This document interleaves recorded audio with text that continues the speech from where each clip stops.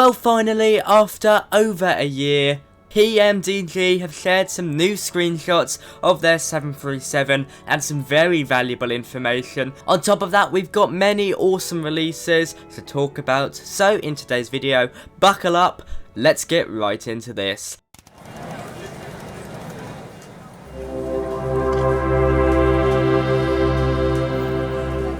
Hello YouTube, I'm Pilot Stud and welcome back to another video. In this video I'll be going through plenty of payware aircraft news. You guys love it, so you know what to do. Be sure to like, comment and subscribe. It really does help me out. And on top of that, as you know, I'm running a charity fundraiser, raising money for two awesome charities on Just Giving, that being Safa and St Nicholas Hospice. We've raised over £600 already with a target of £1,018. The link's in the description. Every donation really does count.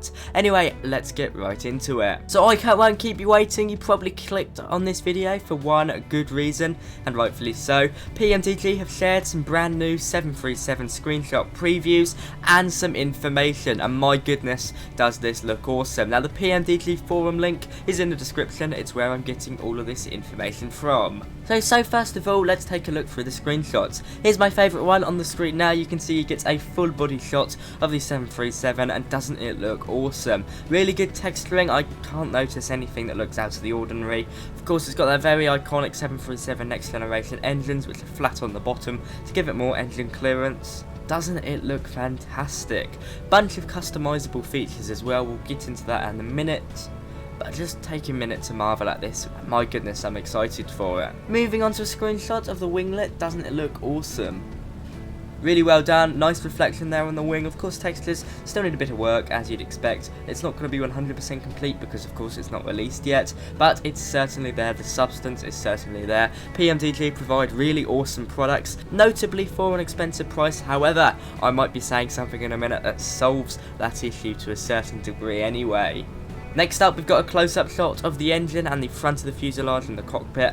Yeah, it looks really, really good. You can see we've got the slat there because the aircraft is either, but it looks ready for takeoff. So you've got some slats and flaps down, of course. Just look at the texturing on the back of that engine. Really good.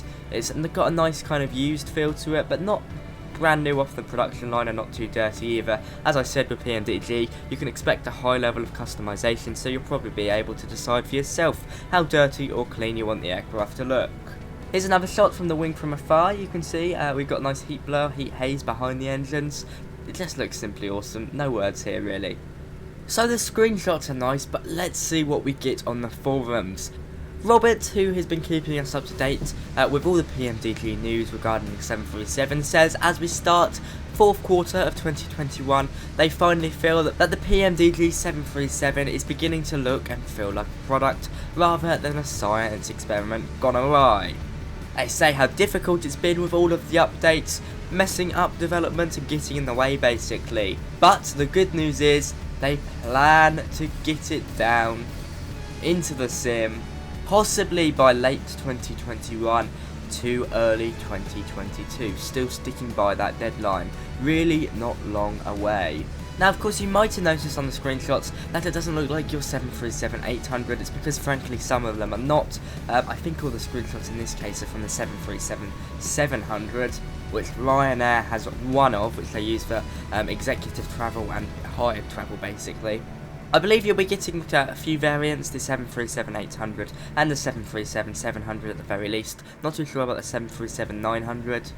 Right at the bottom of the forum post, they say they have more details on the price when the time is right, but their goal is to make it easier and less expensive to add a PMDG aeroplane to your Microsoft Flight Simulator hangar. A couple of things I take from this: easier would imply that it could possibly be coming on the marketplace or some purpose-built installer that would make it more accessible, less expensive, not too much to decipher there. It will be a lower price mark, hopefully, than some of PMDG's other products. Of course, the price they set is very reasonable, but it is very expensive, and it does cut off a large amount of people. £100 for an aircraft is certainly not a walk in the park. So, by this comment, we should see the price reduced a bit. Of course, no confirmation here, but it looks like that's what they're hinting at, maybe by £20–30, something I think is a really good deal. I am very excited. It looks absolutely awesome. They also state on this forum post that it will be highly customizable, as I said earlier. They do say that there will be plenty of customization tools, allowing you to adjust things like aerial placement to match different variants. There will be a very rich list of optional items that you can have on your 737. Awesome news, PMDG have done an awesome job by the looks of it. Doesn't look awesome. All of these screenshots, I believe, are the 737-700. If I'm wrong, correct me down below. But it's the slightly shorter version, basically. That's how I tell normally. Okay, that's all from PMDG. Now let's move over to something from Microsoft Flight Simulator. You will have noticed in the background, the Junkers Ju-52 has been flying around. It's a really awesome plane. You can get it on the marketplace for $14.99, which is about 12 UK pounds. I really do recommend it. It's very easy to fly for an aircraft from the 1930s. I love it. It's beautiful, it's awesome, it's got a very nice cabin. It's not overly complex, it's certainly not study level, but it's for everyone, it's suited for everyone. You should find it a blast to fly. I really enjoy it. Low and slow, perfect for sightseeing, it's certainly beautiful. There'll be a review coming out on it soon. Moving over, Aeroplane Heaven have released their Electra 10A for Microsoft Flight Simulator. Now, it was only announced a few days ago, but they've released it, surprisingly, and while I haven't had time to look at it, it looks pretty nice. While the cockpit, in my opinion, from the screenshots looks a bit kind of pixelated, I'm sure it's probably just the screenshots. It's got a really beautiful cabin by the looks of it. I've heard and seen reviews on it, and it does look rather good. It's on the more expensive spectrum for this kind of aircraft, coming in at $31 US. But it does look very, very well modelled.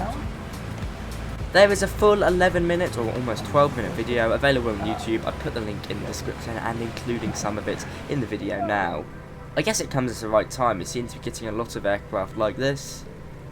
This plane was introduced in 1935, so not too far from the Ju-52, and 149 of them were built, so a pretty rare aircraft, and you won't find many of them flying around nowadays. Of course, this aircraft is a very special aircraft. It was used by Amelia Earhart in her circumnavigation around the world, of course, of which she never returned from, sadly. But her story went on to inspire millions of aviators and continues to do so to this day. Not necessarily my cup of tea, but it's out there, available for $31 US. You can go check it out from the link in the description.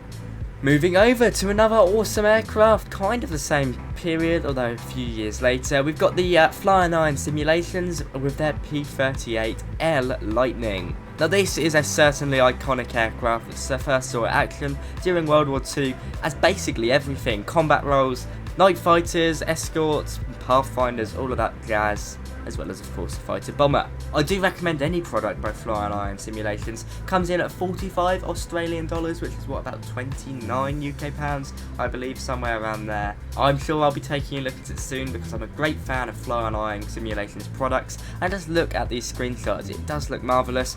A perfect friend to the Spitfire. Liveries, of course, very symbolic. They are what you'd expect for World War II aircraft. Of course, they've always got those nice designs on the front, although I don't imagine for many of them you'd see them on aircraft nowadays. You still do on heritage aircraft, of course, but if you know what I mean.